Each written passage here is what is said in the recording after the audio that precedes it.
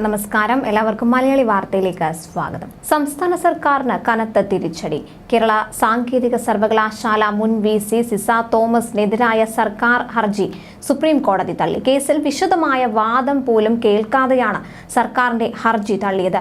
ഗവർണറും സർക്കാരും തമ്മിലുള്ള പ്രശ്നത്തിൽ വ്യക്തികളായ ഉദ്യോഗസ്ഥരെ ബലിയാടാക്കരുതെന്ന് കോടതി അഭിപ്രായപ്പെട്ടു.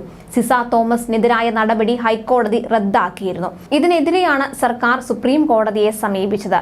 മുൻ വൈസ് ചാൻസലർ രാജശ്രീയുടെ നിയമനം സുപ്രീം കോടതി അസാധുവാക്കിയതിനെ തുടർന്നാണ് യൂണിവേഴ്സിറ്റി UGC ചട്ടങ്ങൾ പ്രകാരം സിസ തോമസിനെ താൽക്കാലിക VCയായി ഗവർണർ നിയമിച്ചത്.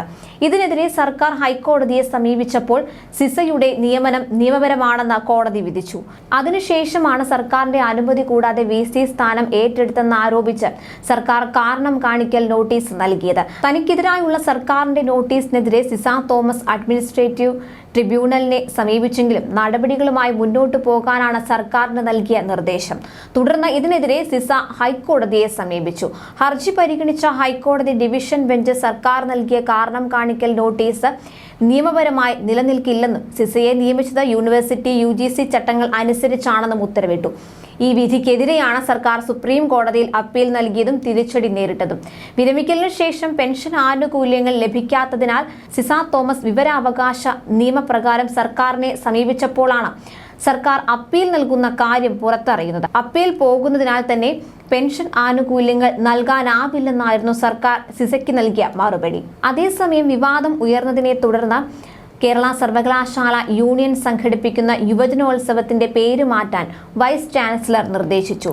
അധിനിവേശങ്ങൾക്കെതിരെ കലയുടെ പ്രതിരോധം എന്ന പ്രമേയവുമായി ഇന്തിഫാദ എന്ന പേരിലാണ് കലോത്സവത്തിന് നൽകിയിരുന്നത്. ഇസ്രയേലിന് നേരെ ആക്രമണം നടത്താൻ ഹമാസ് ഉപയോഗിച്ച വാക്കാണിതെന്ന് ചൂണ്ടിക്കാട്ടി ഒരു വിഭാഗം വിദ്യാർത്ഥികൾ വൈസ് ചാൻസലർ ഡോക്ടർ മോഹനൻ കുന്നുമ്മലിന് പരാതി നൽകിയിരുന്നു. ഇതോടെയാണ് കേരള യൂണിവേഴ്സിറ്റി യൂത്ത് ഫെസ്റ്റിവൽ എന്ന പേരിൽ കലോത്സവം നടത്തണമെന്നും ഇന്തിഫാദ എന്ന പേര് ബാനറുകൾ, പോസ്റ്ററുകൾ എന്നിവയിൽ നിന്നും സാമൂഹിക മാധ്യമങ്ങൾ അടക്കമുള്ളവയിൽ നിന്നും നീക്കണമെന്നും ആവശ്യപ്പെട്ട വൈസ് ചാൻസലർ ഉത്തരവിറക്കി.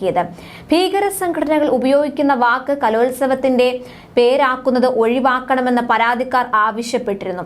വിവാദത്തിൽ അന്വേഷണം നടത്താൻ VC രജിസ്ട്രാർക്ക് നിർദ്ദേശം നൽകുകയും ചെയ്തിരുന്നു. ന്യൂസ് ഡെസ്ക് മലയാളി വാർത്ത.